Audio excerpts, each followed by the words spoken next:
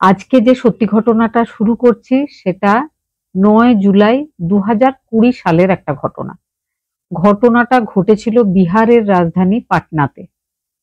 পাটনাতে সাই চক নামের একটা এলাকা আছে।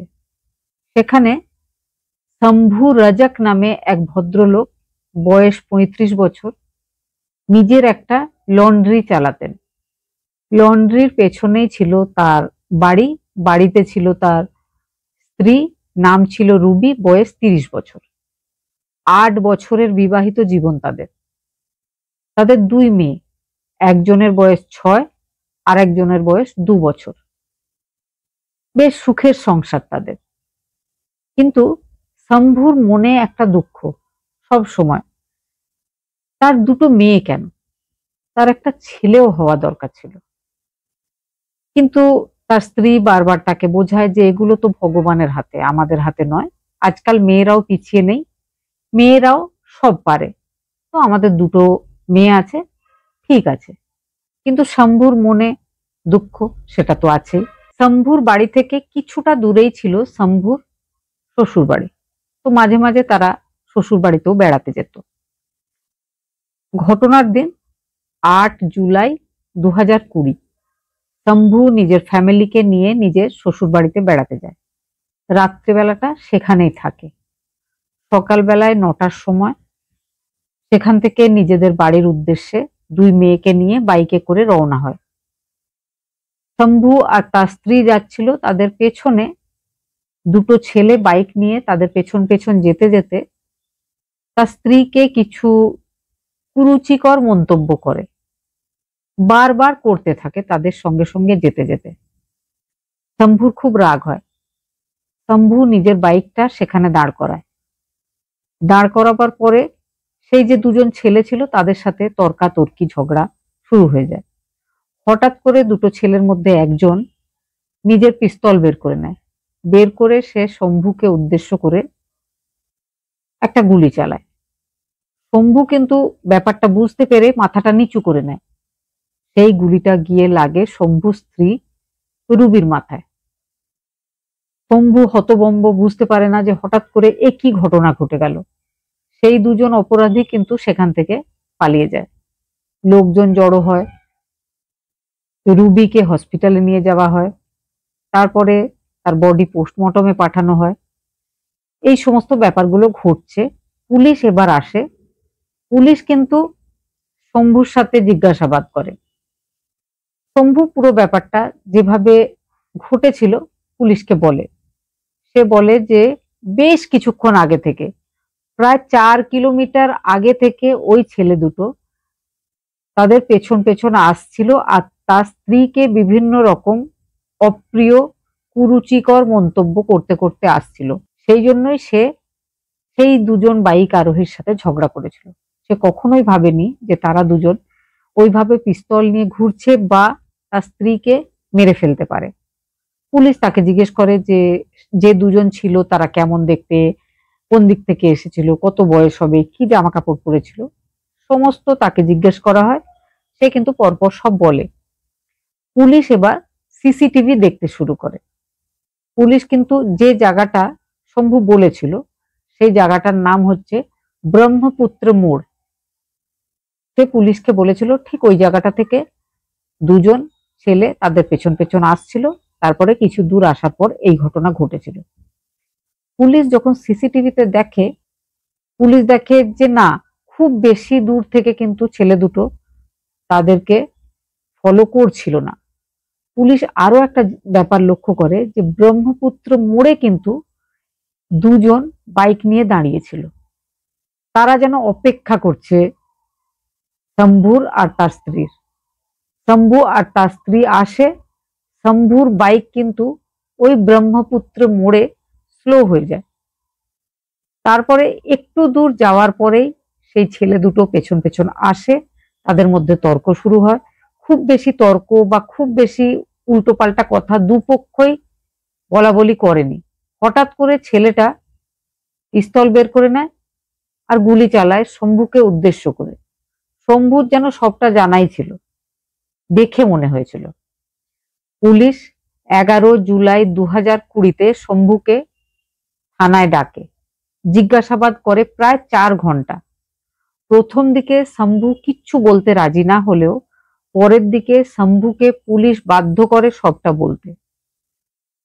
তখন যে ব্যাপারটা পুলিশ জানতে পেরেছিল সেটা হচ্ছে, শম্ভু স্ত্রীর যখন দ্বিতীয় মেয়েটা হয়েছিল তখন শম্ভু স্ত্রীকে ডাক্তার রেস্ট করতে বলেছিল, কাজে হেল্প করার জন্য তার বাপের বাড়ি থেকে তার ছোট বোন, যার নাম ছিল খুশবু, দেখতে খুব সুন্দরী একজন মেয়ে, বয়স তার ছিল 25 বছর, তাকে আনা হয়েছিল দিদির বাড়িতে।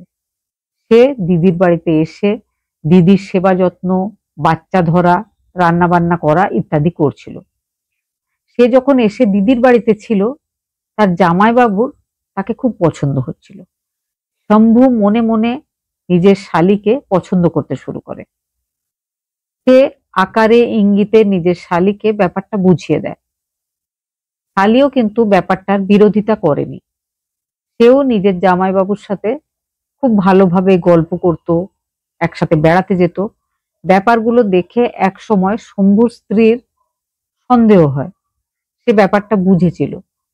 সে শম্ভুকে বলে যে আমার বোনের আর থাকার দরকার নেই, আমি বাবাকে ডেকে বোনকে বাড়ি পাঠিয়ে দিচ্ছি। শম্ভু কিন্তু চেয়েছিল কিন্তু বিরোধিতা করতে পারেনি। শম্ভুর যে শালী সে বাড়ি চলে যায়। এবার শম্ভুর মাঝে মাঝে মনে হতে থাকে যে শালী তো তাকে পছন্দ করছে, যদি সে শালীকে বিয়ে করতে পারত তাহলে হয়তো তার ছেলে হবে। তাহলে স্ত্রীকে রাস্তা থেকে সরিয়ে দিতে হবে। সেই জন্য সে একটা সুপারি কিলারের খোঁজ করে। পাটনা রেলওয়ে স্টেশনে গিয়ে সেই সুপারি কিলারের সাথে দেখাও করে। সুপারি কিলারের নাম ছিল ঋষিদেব। ঋষিদেবের একজন সঙ্গী, তার নাম ছিল নবীন। দুজনের সাথে কথা হয়, কন্ট্যাক্ট হয় যে 3 লাখ টাকা দিতে হবে, তারা শম্ভুর স্ত্রী রুবিকে মেরে ফেলবে। শম্ভু বলে যে না, 3 লাখ টাকাটা খুব বেশি হয়ে যাচ্ছে, অ্যাডভান্স হিসাবে তোমরা 50,000 রাখো, বাকি তোমরা 2 লাখ টাকা পাবে। তারা তাতেই রাজি হয়ে যায়, কিন্তু তারা বলে যে কখন কোথায় মারতে হবে সেই ব্যাপারটা কিন্তু আপনি আমাদেরকে জানাবেন, বা সেই জায়গাটা কোথায় গিয়ে এই কাজটা করতে হবে সেটা কিন্তু আপনি ডিসাইড করবেন। শম্ভু বলে ঠিক আছে, তোমরা এখন 50,000 টাকা রাখো আর তোমরা আমার ফোন কলের ওয়েট করো।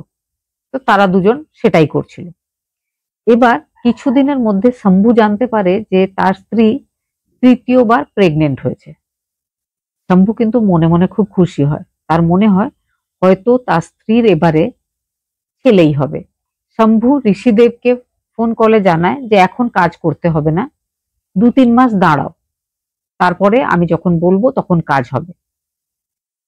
অপেক্ষা করতে থাকে শম্ভু, কবে 3 মাস হবে আর সে নিজের স্ত্রীর সোনোগ্রাফি করে খবর পাবে যে তার গর্ভে ছেলে না মেয়ে কি রয়েছে। 3 মাস কাটে। শম্ভু স্ত্রীকে না জানিয়ে মিথ্যা ভুল বুঝিয়ে ডাক্তারখানায় নিয়ে যায়। তেমনই একটা ডাক্তারখানা, কারণ ছেলে না মেয়ে গর্ভে রয়েছে ওটা বলা আমাদের দেশে বেআইনি। তাও কিছু কিছু hospital, nursing home, medical centre রয়েছে যারা টাকার বিনিময়ে এই ব্যাপারটা বলে দেয়। তো সেই রকমই একটা জায়গায় শম্ভু নিজের স্ত্রীকে নিয়ে গেছিল। শম্ভু জানতে পেরেছিল যে তার স্ত্রীর গর্ভে তৃতীয়বারও একটা কন্যা সন্তানই রয়েছে। শম্ভুর মুড খারাপ হয়ে যায়। শম্ভু এবার মনে মনে ভেবেই ফেলে যে না, আর না, এবার কিন্তু রুবিকে পৃথিবী ছেড়ে যেতেই হবে, তবেই রুবির বোন বাড়িতে আসবে আর তার ছেলে হবে। তো সে প্ল্যান করে নিজের স্ত্রীকে বলে যে চলো তোমাকে তোমার বাপের বাড়িতে ঘুরিয়ে আনি। 8 জুলাই 2020 প্ল্যান মোতাবেক তাকে তার বাপের বাড়ি ব্রহ্মপুর নিয়ে যাওয়া হয়। রাত্রেবেলাটা শ্বশুর বাড়িতেই থাকে পুরো ফ্যামিলিটা। সকালবেলায় নেক্সট ডে 9 জুলাই 2020 9টার সময় তারা বেরিয়ে পড়ে নিজেদের বাড়ি যাওয়ার উদ্দেশ্যে। সে যাওয়ার সময় ফোন করে দেয় সুপারি কিলার ঋষিদেব আর তার বন্ধু নবীনকে, বলে ব্রহ্মপুর যে মোড় আছে সেখানে গিয়ে ওয়েট করতে, সে নিজের স্ত্রীকে সঙ্গে নিয়ে আসছে। তারা নিজের সাথে পিস্তল নিয়ে ব্যবস্থা করে চলে আসে, মোড়ে ওয়েট করতে থাকে। শম্ভু নিজের স্ত্রীকে, নিজের দুটো বাচ্চাকে বাইকে করে যেই ব্রহ্মপুর মোড়ের কাছে আসে, ঋষিদেবকে আর তার সঙ্গে নবীনকে দেখতে পায়, সে নিজের গাড়ির স্পিড একদম কমিয়ে দেয়, ধীরে ধীরে যেতে শুরু করে। পেছন পেছন দুজন ছেলে আসে, দু চারটে খারাপ কথা রুবির উদ্দেশ্যে বলে, হাজবেন্ড পাশে গাড়ি দাঁড় করায়, তাদের সাথে ইচ্ছা করে ঝগড়া শুরু করে। তারপরে চোখের ইশারায় তাদেরকে বলে যে আমার পেছনেই আমার স্ত্রী আছে, তোমরা নিজেদের কাজ করো।